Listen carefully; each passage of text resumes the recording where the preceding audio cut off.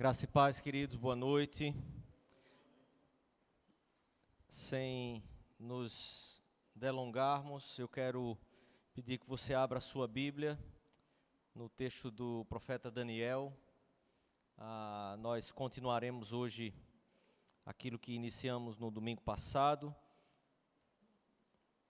e nós continuaremos do capítulo 1 de Daniel, a partir do versículo 8 em diante, já que no domingo passado nós fomos até o versículo 7. Então, você que nos visita, você que já acompanhou desde a semana passada, eu quero ler mais uma vez o texto da palavra com você. Nós leremos o texto, após o que oraremos. E então eu quero fazer uma breve recapitulação para que a gente siga no raciocínio do texto. Daniel, capítulo 1, a partir do versículo 8, diz assim a palavra de Deus. Acompanhe o texto, querido. Resolveu Daniel firmemente não contaminar-se com as finas iguarias do rei, nem com o vinho que ele bebia. Então, pediu ao chefe dos eunucos que lhe permitisse não contaminar-se. Ora, Deus concedeu a Daniel misericórdia e compreensão da parte do chefe dos eunucos. Disse o chefe dos eunucos a Daniel: tenho medo do meu senhor, o rei, que determinou a vossa comida e a vossa bebida, porque, pois, veria ele o vosso rosto mais abatido do que dos outros jovens da vossa idade. Assim, poríeis em perigo a minha cabeça para com o rei. Então disse Daniel ao cozinheiro-chefe, a quem o chefe dos eunucos havia encarregado de cuidar de Daniel, Ananias, Misael e Azarias: experimenta, peço-te, os teus servos 10 dias, e que se nos dê legumes a comer e água a beber. Então se veja diante de ti a nossa aparência e a dos jovens que comem das finas iguarias do rei, e segundo vires, age com os teus servos. Ele atendeu e os experimentou 10 dias. No fim dos 10 dias, a sua aparência era melhor. Estavam eles mais robustos do que todos os jovens que comiam das finas iguarias do rei. Com isso, o cozinheiro-chefe tirou deles as finas iguarias e o vinho que deviam beber e lhes dava legumes. Ora, a esses quatro jovens, Deus deu o conhecimento e a inteligência em toda a cultura e sabedoria, mas a Daniel deu inteligência de todas as visões e sonhos. Vencido o tempo determinado pelo rei para que os trouxessem, o chefe dos eunucos os trouxe à presença de Nabucodonosor. Então o rei falou com eles e, entre todos, não foram achados outros como Daniel, Ananias, Misael e Azarias. Por isso passaram a assistir diante do rei. Em toda a matéria de sabedoria e de inteligência sobre que o rei lhes fez perguntas, os achou 10 vezes mais doutos do que todos os magos e encantadores que havia em todo o seu reino. Daniel continuou até o 1º ano do rei Ciro. Feche seus olhos, eu quero orar com você mais uma vez.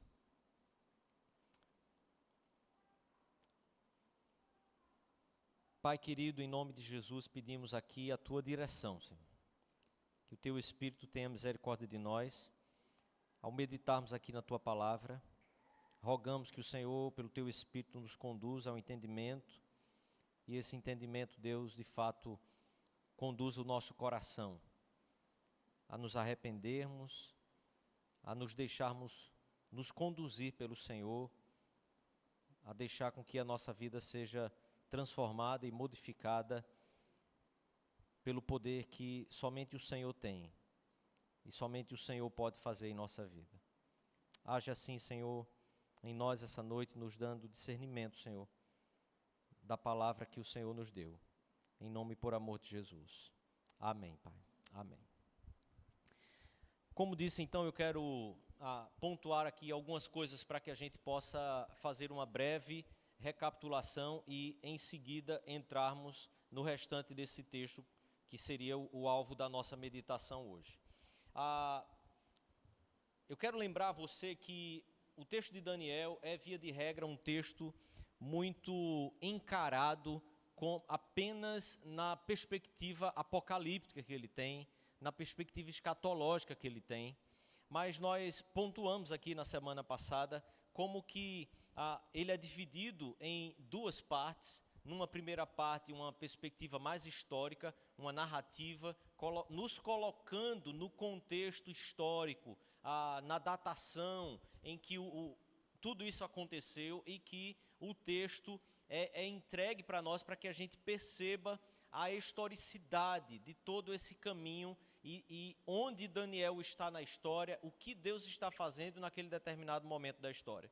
Então, essa moldura histórica, esse contexto em que essa primeira parte do livro de Daniel nos dá, nos serve para enxergarmos essa autoridade, como Deus está usando esse mecanismo para que a gente perceba como Daniel é um profeta que o Senhor levantou, mesmo não sendo ele da escola dos profetas, o Senhor está usando Daniel de forma extraordinária em um contexto, em uma sociedade, de fato, completamente dominada e conduzida agora por um outro reino que não era o reino de Israel, não era o povo de Deus agora conduzindo e comandando, mas ainda assim o Senhor é que estava no controle de toda aquela situação.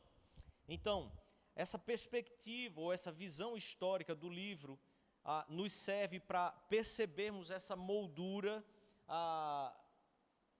na qual o pacto, na qual as promessas, na qual a profecia que Daniel está dando, ela está contida dentro desta moldura. Mas é importante perceber, e vimos isso na semana passada, como que o pacto, a aliança do Senhor, é aquilo que conduz e que é o pano de fundo ou o alicerce, onde todas as promessas são feitas e onde toda profecia também é dada. É com base no pacto, é com base naquilo que o Senhor já aliançou com o seu povo, que o profeta Daniel desenvolve o seu ministério e Deus vai conduzindo Daniel e os seus amigos na Babilônia por causa do pacto que ele fez com o seu povo. Vimos aqui, então, capítulo 2 de Daniel, versículo 47, versículo 20 a 23, vimos capítulo 6, versículo 26, vimos o capítulo 4, versículo 34, vimos Daniel afirmando essa aliança do Senhor, vimos os próprios reis e imperadores professando essa soberania de Deus e como Deus é aquele que conduz toda a história. Então, observe bem, não se deixe esquecer como que o pacto é aquilo que dá o alicerce para toda promessa e toda profecia. O pacto funciona então como aquilo que conduz, é o molde onde toda a profecia de Daniel é entregue ao povo de Deus, no contexto em que o povo de Deus está vivendo no mundo, no contexto em que o povo de Deus está inserido naquela sociedade, mesmo que eles não tivessem o acesso às realidades mais amplas, acesso às realidades mais profundas, mesmo que eles não pudessem enxergar todos os propósitos e planos de Deus, no meio de uma sociedade em que, aos olhos humanos, é totalmente conduzida pelos homens, pelo poder dos homens, pela artimanha dos homens, pelas estratégias dos governos que vão tomando o controle de toda a situação e de todos os povos. Nós vimos que Daniel nos mostra, nos revela como que o reino e o governo de Deus, ele é muito mais poderoso, ainda que os nossos olhos possam suspeitar, possam não enxergar, o reino de Deus está acima de todos os governos desse mundo, de todas as ideologias, todas as filosofias, todas as intenções que os homens possam ter quanto à sociedade, quanto ao governo desse mundo. É o que Deus está estabelecendo no mundo, que de fato é o que os nossos olhos precisam ver. E toda profecia, toda escatologia que Daniel nos traz aqui, é para servir exatamente de consolo, de conforto, de esperança, de convicção para um povo que está vivendo em meio a uma sociedade que descrê de tudo aquilo que eles creem, porque o Senhor os revelou e os entregou. Deus está dizendo, não importa qual é a realidade em que vocês estão inseridos, então Ele envia o seu profeta para consolar e confortar o seu povo. Quero então perceber algumas coisas aqui com você. Volte os seus olhos ao texto, versículo 6, versículo 7, que nós finalizamos. Eu queria lembrar a você que nós trabalhamos aqui a ideia dessa sedução, em que o mundo sempre tentará realizar sobre aquele, ou no coração daqueles, que o Senhor os chamou, que o Senhor tem uma aliança, que o Senhor tem um pacto com esse povo. Nós vimos então como aquilo que é oferecido a esses jovens é exatamente para que eles possam começar a falar a língua, a linguagem daquele povo, para que eles sejam também cativados, para que o coração deles não seja um coração firme, resoluto, naquilo em que eles aprenderam como verdade, como princípio, como alicerce para a sua vida, a entrada naquele reino e tudo o que o reino ofereceria para aqueles 4 jovens, diferente. Observe, não é, Nabucodonosor não está oferecendo aquilo para todo o povo judeu que foi levado cativo para a Babilônia, mas ele está oferecendo isso para aqueles que ele quer no seu reino, liderando também o seu reino e servindo de modelo, exemplo para todos aqueles que foram cativos também na Babilônia. Então observe, não dá para fazer tudo o que ele queria com todo o povo cativo. Então ele seleciona aqueles 4 jovens que precisam ser inteligentes, bonitos, ter boa aparência, precisam ter vindo de uma linhagem nobre, uma linhagem abastarda. Ele seleciona esses 4 jovens e oferece agora esses 4 jovens tudo aquilo que o seu reino poderia oferecer. Eles são levados para viver no palácio, eles são levados para viver todas as benesses, todos os benefícios que o palácio ofereceria a eles. E observe então aqui versículos 6 e 7, entre eles se achavam, e Daniel então relata aqui qual que era o nome de cada um: Daniel, Ananias, Misael e Azarias. Veja, cada nome de cada homem desse, cada jovem desse, carregava em sua identidade, carregava em seu nome. O nome na palavra de Deus tem muito significado. O nome na palavra de Deus se refere ao seu próprio ser, à própria pessoa, à sua essência, àquilo que você é no mais completo do seu ser. Ainda que você não consiga enxergar, ainda que você não consiga alcançar a plenitude de tudo aquilo que você é, o seu nome, o nome que Deus dá ao seu povo, tem todo um significado e aponta para toda uma realidade. Cada nome desse: Daniel, juiz de Deus; Ananias, graça de Deus; Misael, aquele que é de Deus; Azarias, aquele que é ajudado por Deus. Esses eram nomes que revelavam a pessoa de Deus e a relação que Deus tinha com o seu povo. Deus como sendo aquele que julga o seu povo, aquele que ordena a vida do seu povo, aquele que dá a palavra e a lei ao seu povo, sendo esse reto juiz, mas ao mesmo tempo, Deus sendo aquele Deus que é todo cheio de graça, que dando a lei ao seu povo, entregando a lei ao seu povo. Esses 4 jovens representam aqui exatamente toda essa obra e essa relação que Deus tem com o seu povo, o povo que ele escolheu, que ele aliançou-se com esse povo. Sendo esse Deus juiz, esse Deus que estabelece sua lei, Deus também é aquele que é cheio de graça, que concede ao seu povo os meios, concede ao seu povo, pelo seu espírito, pelo seu próprio poder, a capacidade de podermos obedecer e vivermos em fidelidade a Ele. Ele também é aquele que pertence a Deus. Misael significa, esse é o povo que Deus escolheu. Esse é o homem que o Senhor escolheu. Ele é propriedade de Deus, ele é escolhido, ele pertence a Ele. E o Senhor assim se refere na sua palavra também quanto ao seu próprio povo. Vocês serão minha propriedade, vocês serão o meu povo. Misael é o nome que remete a isso.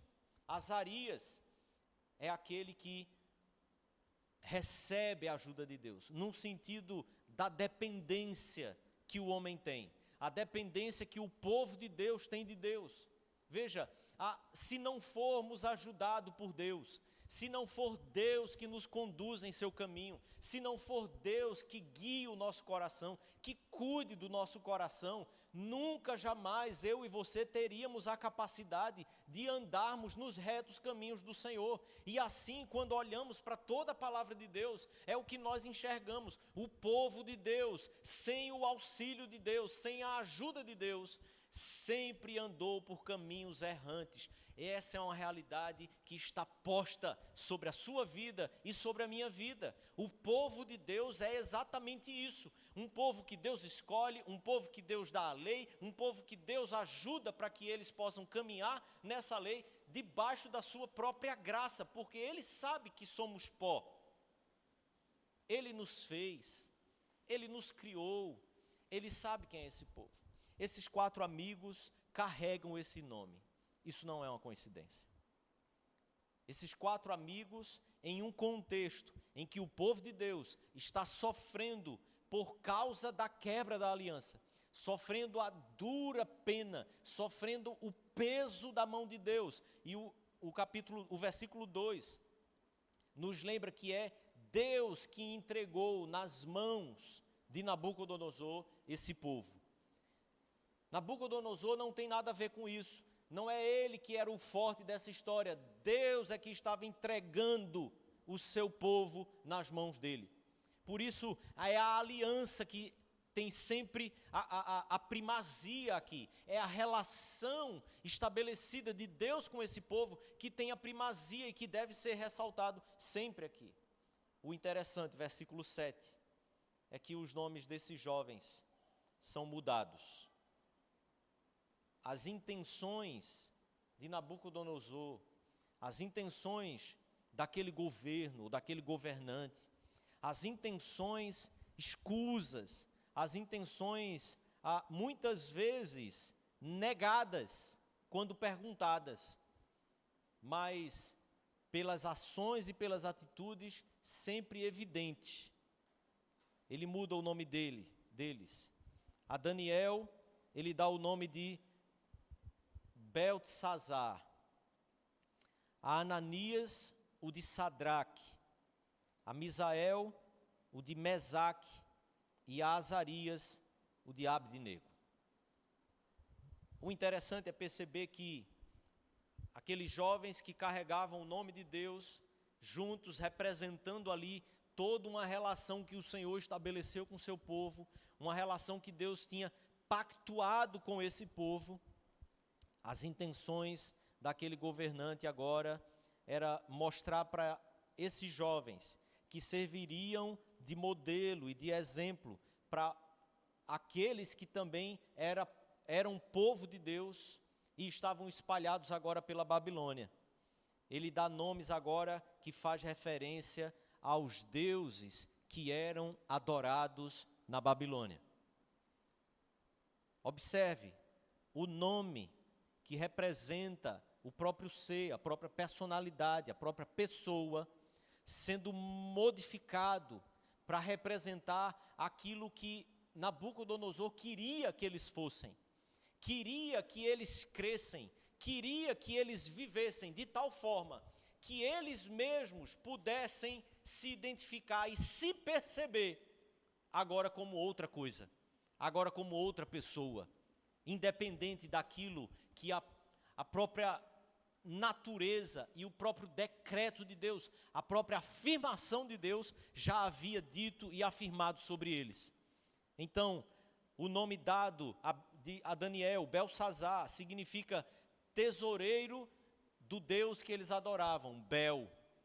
Por isso, Belsazar é aquele que tem o poder do dinheiro, aquele que tem toda a riqueza, aquele que comanda todos os bens e riqueza na terra. E quem queria ter mais dinheiro, quem queria ser mais rico, quem queria ter mais poder financeiro, buscava exatamente a esse Deus chamado Bel. E então, observe, Daniel é colocado o nome nele, que é aquele que tem o acesso a esse tesouro. O tesouro que pertence ao Deus que eles adoravam. Sadraque é colocado então por causa da raiz do nome do Deus Sol deles, que seria Rash.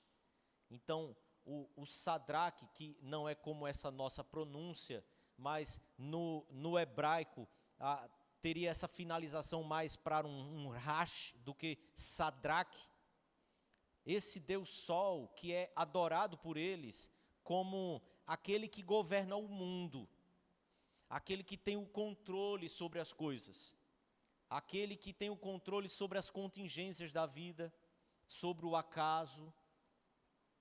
Sabe aquela ideia assim, o acaso vai me proteger enquanto eu andar distraído? Você faz, mas quem é o acaso? O que é o acaso?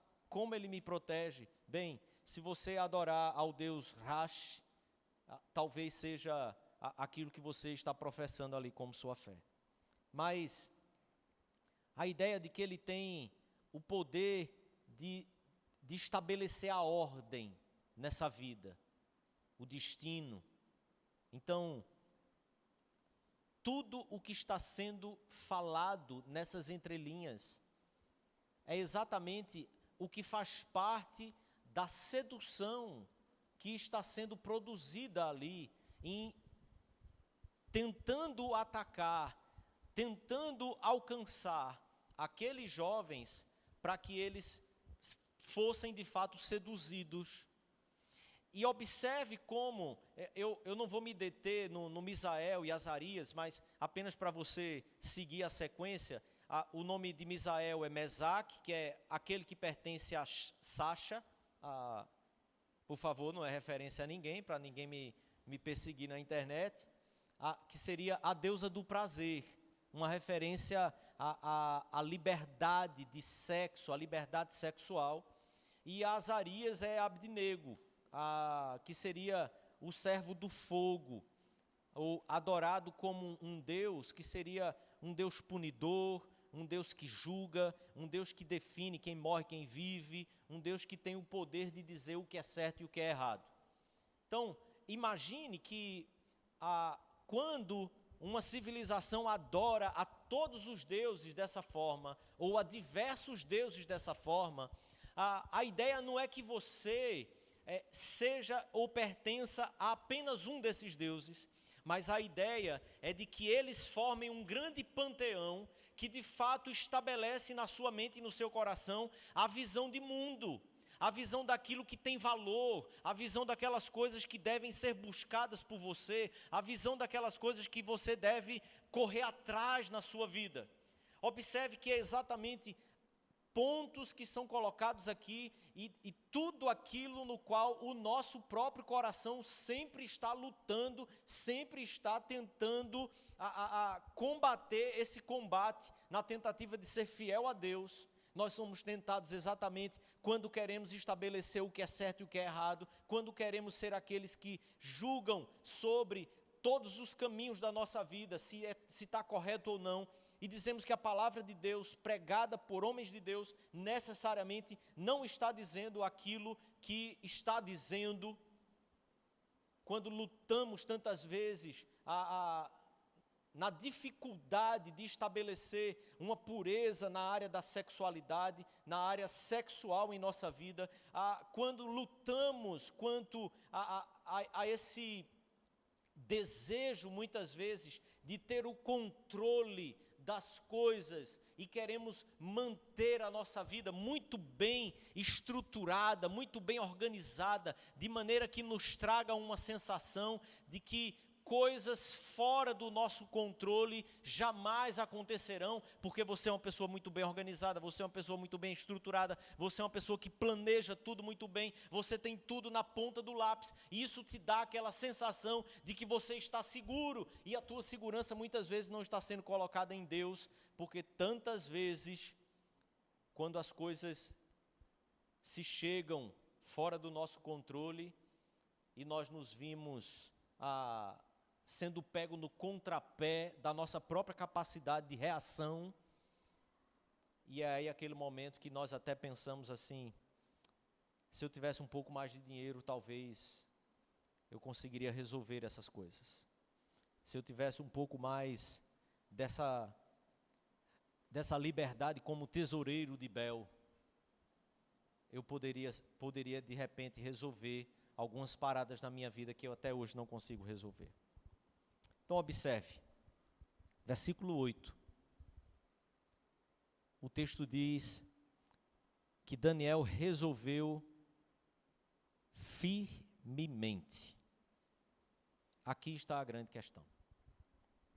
A ideia da palavra hebraica nos remete a uma profundidade, a um nível em que normalmente não se vai.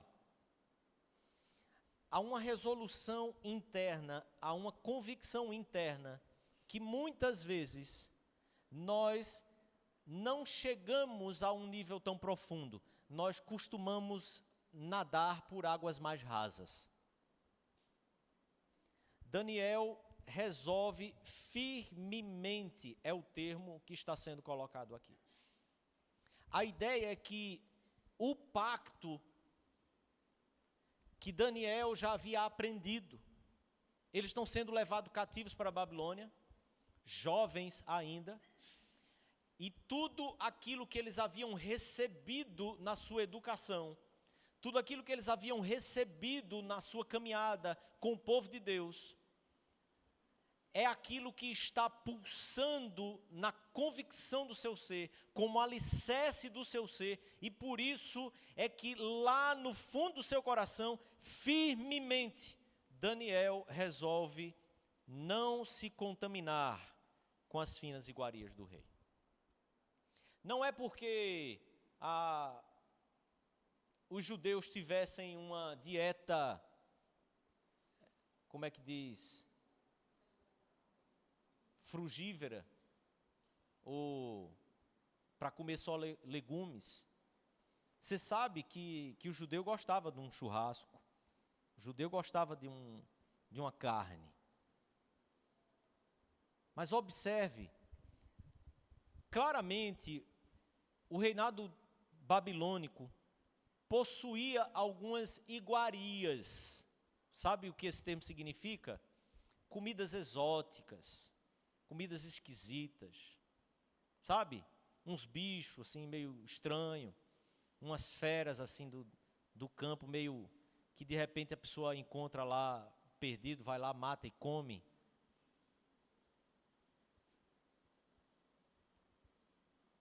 Não é essa a questão aqui. Daniel não chegou na Babilônia com seus amigos e pensou, eles comem carne, a gente vai ficar só no legume. Essa não era a dieta judaica, mas certamente, das comidas que eram comidas no palácio, diversas delas, não pertenciam ou estavam dentro daquilo que era proibitivo. Levítico capítulo 11 tem uma lista de alguns animais que o judeu não poderia comer. Certamente esses animais estavam lá na mesa do rei, servido no palácio. Mas é importante observar aqui que dentro desse contexto há muito o que a gente observar, porque tendo eles resolvido isso, observe qual é a ação de Daniel.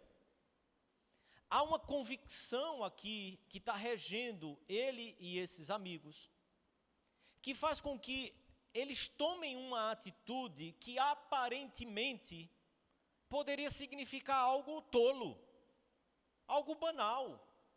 Só por comer dessas coisas aí? Qual o problema? Calvino olha e relata sobre essa relação aqui, dizendo que ele não temia a comida em si, e isso qualquer um de nós pode ver.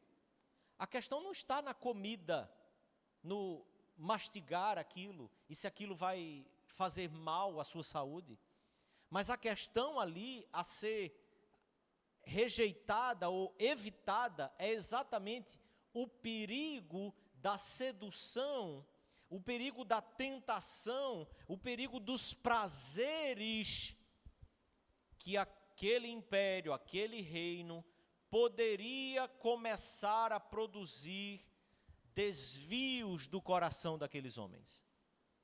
Porque observe quais tentações na vida do povo de Deus, na vida dos homens de Deus, na sua vida e na minha vida.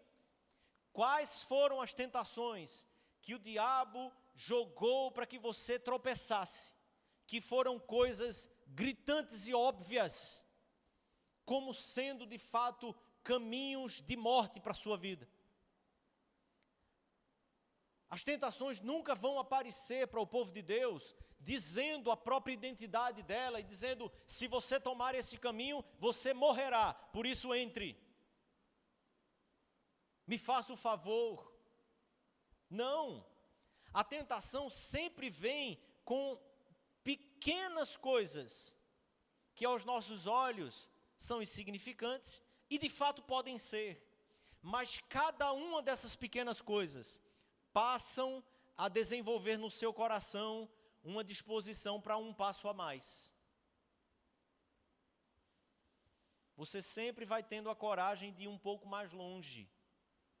Ora, se você estava em um lugar, olhava para um certo destino, via como distante, se você deu um passo à frente, nem fez diferença. Daqui a um tempo a mais um passo. Daqui a um outro tempo, mais um outro passo. Nunca fazendo muita diferença, até que diversos outros passos são dados, e quando você menos espera, você já foi seduzido, a Babilônia conquistou teu coração em tudo aquilo que ela é especialista em fazer. Nós terminamos a semana passada dizendo, Deus nos colocou na Babilônia.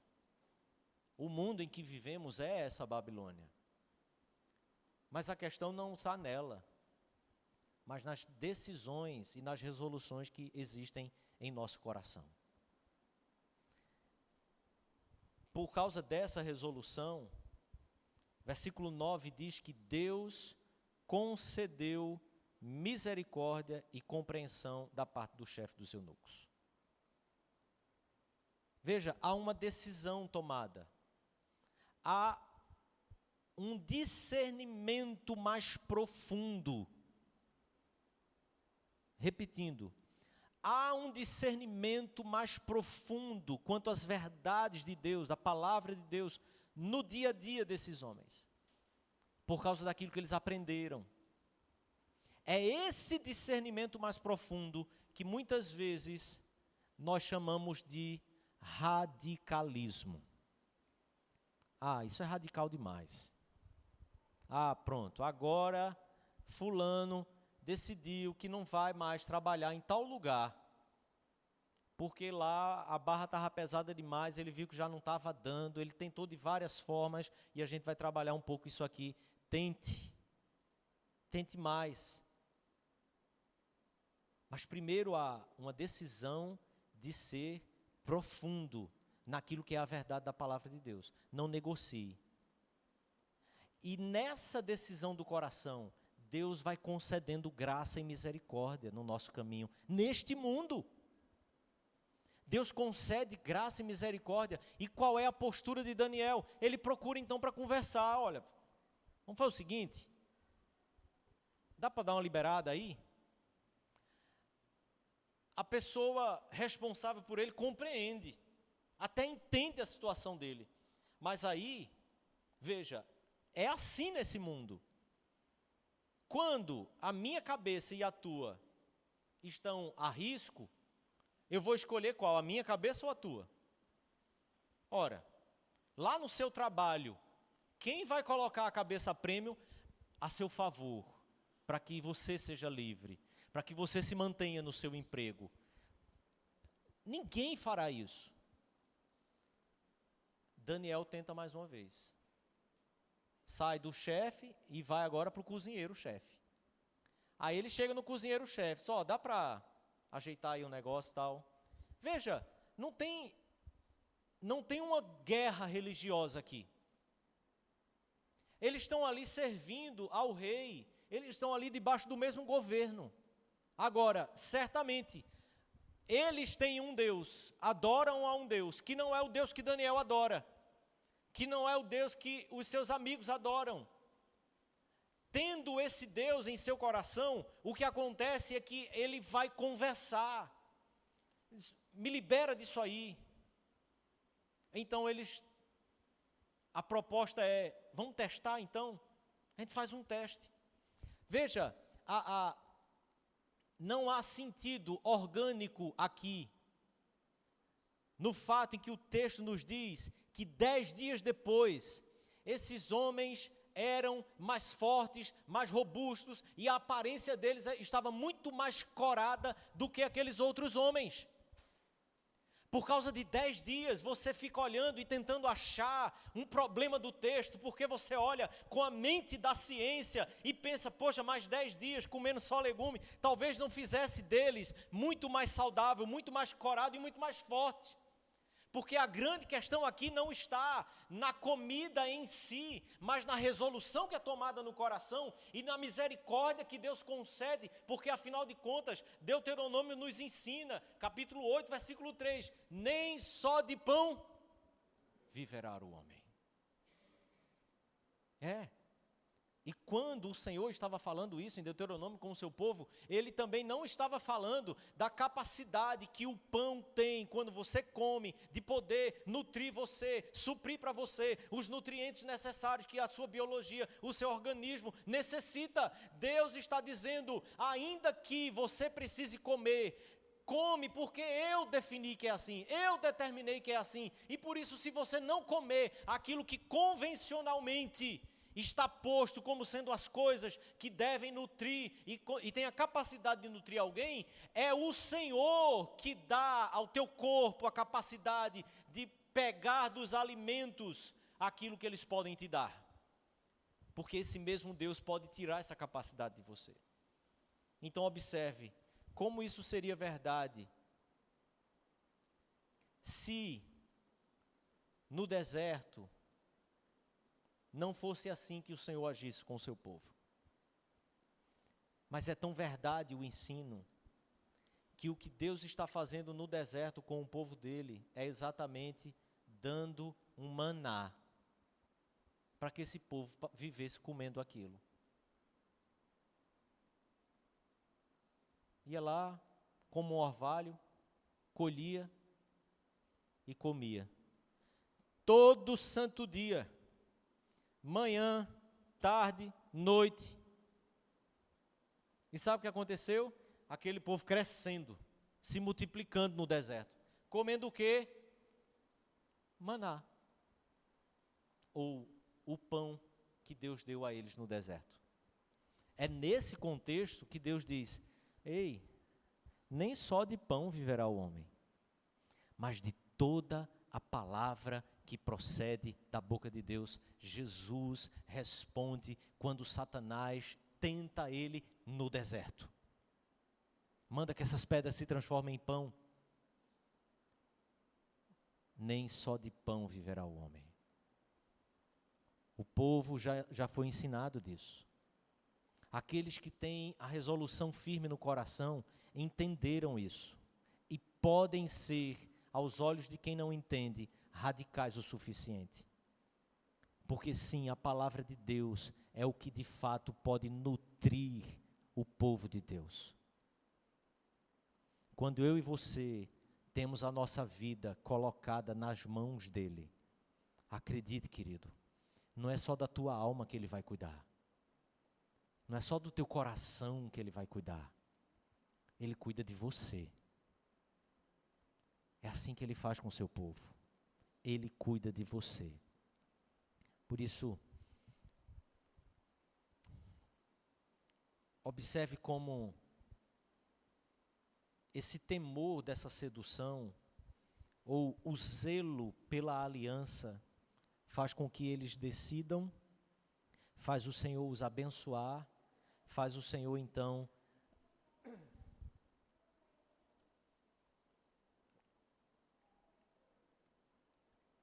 os conduzir e entrarem no palácio, serem recebidos no palácio do rei, para então agirem ali dentro, serem agentes do Senhor ali dentro.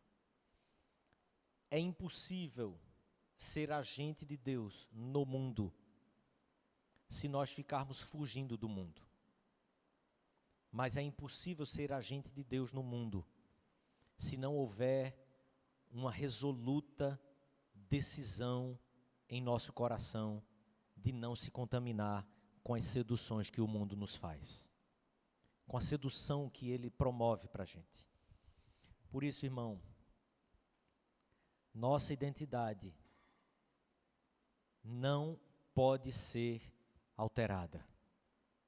O processo que acontece com a nossa vida nesse mundo é o contrário do que estava acontecendo com esses irmãos aqui. Eles tinham a identidade deles em Deus e o mundo estava tentando modificar. Nós temos a nossa identidade em Cristo. Em Cristo, eu e você recebemos uma nova identidade.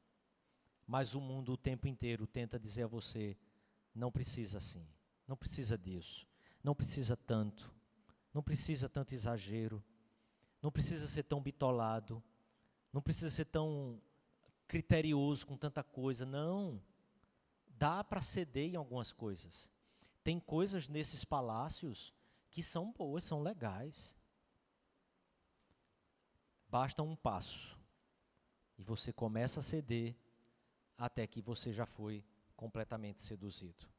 Não se esqueça, é preciso que uma firme resolução exista em nosso coração por causa do pacto que Deus tem com o seu povo.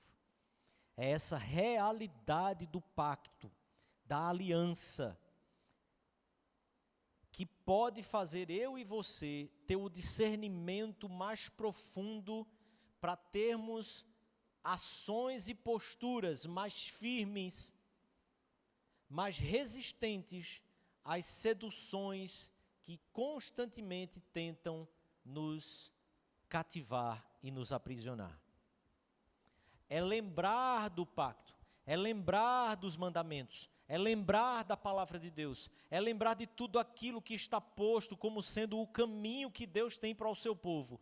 Diariamente, essas são as verdades que precisam estar postas no seu e no meu coração, para que eu e você tenhamos a capacidade de sermos firmes, de sermos profundos, de sermos até exagerados aos olhos daqueles que não conhecem e não têm nenhuma relação ou compromisso com o pacto, com a palavra, com a aliança que Deus tem com o seu povo.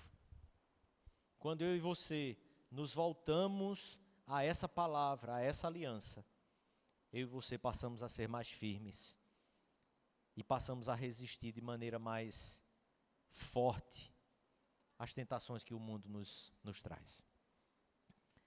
Por fim, querido, nessa palavra que o Senhor deu a Daniel, que o Senhor deu a Ananias, a Misael e a Azarias, nesse pacto e nessa aliança, eu e você podemos confiar para o sustento que temos em toda a nossa vida, para todas as coisas e em todas as áreas.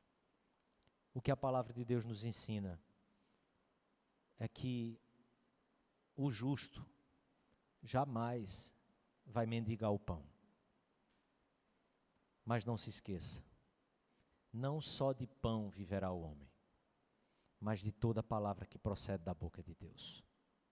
Querido, se será um passo simples, mas que é em direção à queda, ainda que seja um bom churrasco, resolva em seu coração: obrigado, não vou. Obrigado, mas eu estou fora. Mas sua religião não deixa comer carne? Deixa, sem problema nenhum. São coisas mais profundas, coisas além, que às vezes não dá para ficar explicando para todo mundo. Então a gente vai lá, conversa com o chefe, dá errado, a gente vai no outro que está abaixo e vai sugerindo, contanto que os seus passos em direção a Cristo, em direção ao Senhor, em fidelidade a Ele, não sejam alterados. Não negocie. Resolva firmemente. Isso envolve perder dinheiro, envolve perder poder de decisão, envolve perder a própria opinião sobre o certo e errado, contanto que simplesmente você se mantenha firme no Senhor. Envolve tantas vezes, até mesmo, o celibato, contanto que você não perca sua fidelidade a Deus. Querido, não negocie. Daniel conhece a aliança. Seus amigos conhecem a aliança. E o texto de Daniel se desenvolverá. E nós vamos ver que esses que estão aqui conversando dentro desse governo, vai chegar o momento em que não vai ter mais conversa. A coisa vai para vias de fato. E o Senhor vai manifestando a sua graça e a sua misericórdia na vida daqueles que resolvem permanecer fiéis à sua aliança. Feche os seus olhos. Vamos orar. Agradecer ao Senhor por seu poder, por sua graça, por sua palavra. Mas peça ao Senhor também, querido, em nome de Jesus, que Ele conceda a você a coragem, a ousadia de se manter firme, de não ceder às tentações. Se porventura você tem cedido, se porventura você tem entregue o seu coração às seduções desse mundo, em nome de Jesus, se você entendeu que o Senhor tratou com o seu coração, peça perdão. Em Cristo há perdão para todos nós. Arrependa-se e retorne. Volte à firme resolução de andar em fidelidade à aliança do Senhor. Nós somos o teu povo, Pai, rebanho do teu pastoreio. Tu és o nosso Deus, pertencemos a Ti. Por isso clamamos, Senhor. Envia-nos a essa Babilônia que é esse mundo. E ajuda-nos a não nos esquecer que o Teu nome está sobre nós, que há uma aliança sobre nós, que nós somos o Teu povo, pertencemos ao Senhor. Conduz a tua igreja, Senhor. Conduz o teu povo nesse mundo.